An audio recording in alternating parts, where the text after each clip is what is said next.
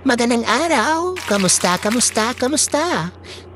Simulan natin ang araw sa pagbigay ng isang another video tutorial kung paano nga ba magpondo ng pailaw o pastor sa ating Facebook. Dahil hindi naman pwedeng bigay, hindi lang tayo ng hindi. Kailangan rin nating magbigay para manotice tayo at sabay tayong umangat at mapansin ni Mita. Ito ang unang gagawin na i-click lamang natin ang ating Facebook.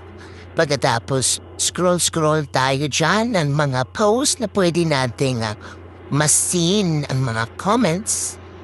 O gaya nito, tingnan natin kung pwede tayong mag-comment at makakita ng stars. Yung kita yung stars, nasa ibaba, i-click natin yan. Pagkatapos makikita nyo sa pondo ko, yung star ko is 0. Kaya gagawin, i-click natin yan at pagkikita natin dito yung mga options kung magkano o ilang stars ang kaya mong ilagak dyan. No? A minimum of 18 tapos a maximum of 1,200.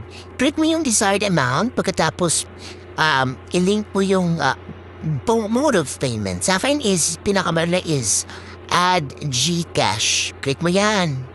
Pagkatapos, wait ka, loading. Type mo yung PIN mo, ha? Kailangan huwag mong kalimutan yung PIN. Okay? Pagkatapos noon, i-click mo yung box. Sabi, ino-authorize mo siya.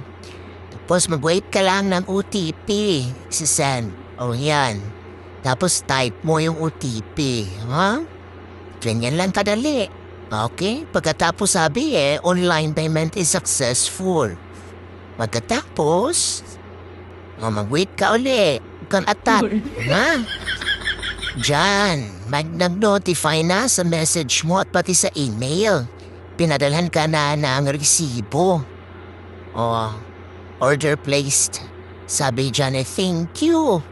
Dahil sa order mong star. Yung sa akin is 174 stars. Kita nga mga I-check bagong natin content kung creator. naload na ba yung mga stars natin para mapamigay later sa ating mga supportive na mga followers. Yan. Nakikita ninyo, no? 174. Depende na ninyo kung paano nyo i-utilize yung mga stars na yan. Ha?